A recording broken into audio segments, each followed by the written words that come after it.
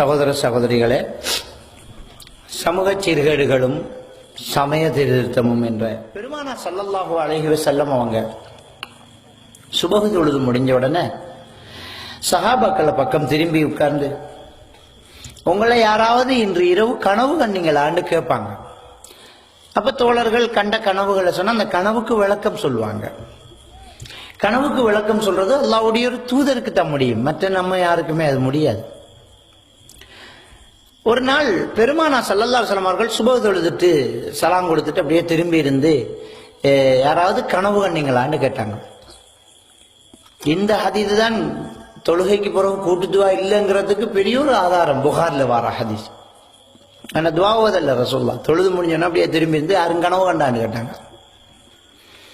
அப்ப யாருமே கனவு கண்டதாக சொல்லல. ஸல்லல்லாஹு அலைஹி வஸல்லம் அவர்கள் சொன்னார்கள், நான் ஒரு கனவு கண்டேன். என்னை 2 பேர் வந்து என்னை கூட்டிட்டு போறாங்க. நான் அந்த 2 பேரோடும் போயிட்டே இருக்கிறேன். நபிகள் நாயகம் ஸல்லல்லாஹு அலைஹி வஸல்லம் அவர்கள் ஒரு நீண்ட ஒரு கனவாகத்தான் ஒரு பயணம். அதுல ஒரு கட்டம் நமக்கு தலைப்புக்கு தேவைப்பட்ட ஒரு விஷயத்தை நான் சொல்றேன்.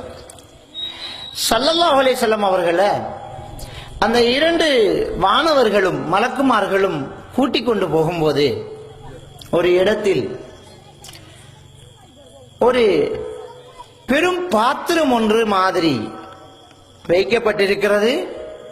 அதற்கு கீழே நெருப்பு மூட்டப்பட்டு கொண்டிருக்கிறது. அடுப்பு மாதிரி ஒன்றில் அந்த பெரிய பாத்திரம் இருக்குது. அதுக்கு கீழே நெருப்பு மூட்டப்பட்டிருக்குது. நெருப்பு பத்திக்கிட்டே இருக்குது. அந்த பாத்திரத்துக்குள்ள யார் இருக்கிறா? ஆண்களும் பெண்களும் நிர்வாணத்தோடு, ஆண்களும் பெண்களும் நிர்வாணத்தோடு இந்த நெருப்பு சூட்டுல துடிச்சுக்கிட்டு இருக்கிறாங்க. அந்த நெருப்பு ஜுவாலை அதிகமாக எழுந்து பத்தும் போது அந்த சட்டிக்குள்ள இருக்கக்கூடிய நிர்வாண பெண்களும் ஆண்களும் வேதனையால் தெரித்து வெளியில விழப்பாப்பாங்க. அப்ப நெருப்பு தணிக்கப்படும், மீண்டும் உள்ள போவாங்க.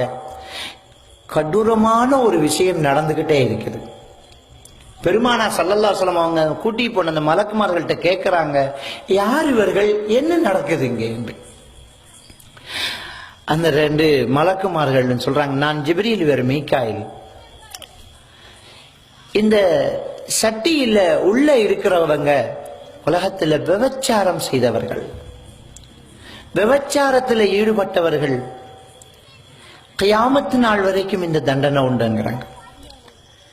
கியாமத்து நாள் வரைக்கும் மௌத்தாகி கபர்ல இருக்கிறவங்களுக்கு நடக்கக்கூடிய தண்டனை இது. கியாமத்து நாளுக்கு பிறகு நரகத்துல இவங்களுக்கு எவ்வளவு பெரிய தண்டனை இருக்குன்னு சிந்திச்சு பாருங்க.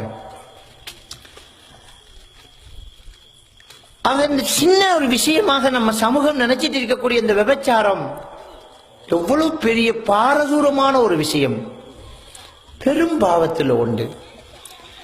ஒரு மனிதன் விபச்சாரத்தில் ஈடுபடும் போது அவன் ஒரு மூமினாக இருப்பதில்லை. ஸல்லல்லாஹு அலைஹி வஸல்லம் அவங்க சொன்னாங்க, ஒரு மனிதன் விபச்சாரத்தில் ஈடுபடும் போது அவனுடைய ஈமான் ஒரு பறவை போன்று வெளியில வந்துவிடும் அப்படின்னு சொல்றாங்க. அந்த நிலையிலேயே மௌத்தானால் என்ன நிலைமை சிந்திச்சு பாருங்க. ஈமான் இல்லாத ஒரு நிலை, நரகத்துல பெரிய தண்டனை. அவங்க நெருப்புல போட்டு சூடேற்றப்படுறாங்க. கொஞ்ச நேர இன்பம். அதுக்கு ஹலாலான வழிமுறைகள் இருக்குது.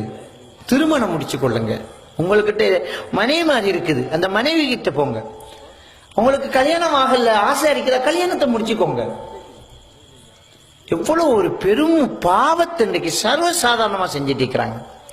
இந்த பாவம், இந்த விபச்சாரம் இன்றைக்கு இந்த சமூகத்தில் அதிகப்படுத்துறதுக்கு, அதிகமாயிட்டு இருக்கிறதுக்கு என்ன காரணம்? முக்கியமான ஒரு காரணம் என்ன தெரியுமா? இந்த விபச்சாரத்தை நெருங்கக்கூடிய சில விஷயங்களை நம்ம கவனிக்காம இருக்கிறது தான். வலா தக்ரபு ஸினா, அல்லாஹ் தஆலா திருக்குர்ஆன்ல சொல்றான், விபச்சாரத்தை நீங்கள் நெருங்க வேண்டாம். அந்த விபச்சாரம் என்பது மோசமான ஒரு விஷயம். சபீலா, அது ரொம்ப மோசமான ஒரு விஷயம் என்று அல்லாஹ் தஆலா சொல்லி காட்டுறான். விபச்சாரத்தை நெருங்க வேண்டாம் என்கிறான். விபச்சாரத்தை நெருங்க வேண்டாம் என்றால் என்ன? இன்னைக்கு இந்த விபச்சாரம் கூடுதலா நடந்துட்டு இருக்கிறது என்ன காரணம்? நம்மகிட்ட இருக்கக்கூடிய சில தப்பான வளமைகள், தப்பான நடைமுறைகள். ஒன்று முக்கியம், நாங்க அஜ்னபி மஹரமி உறவு பேணுறதில்லை. ஆண் பெண் கலப்பு, சோசலிசமாம் பேரு அதுக்கு, சோசலிசம்.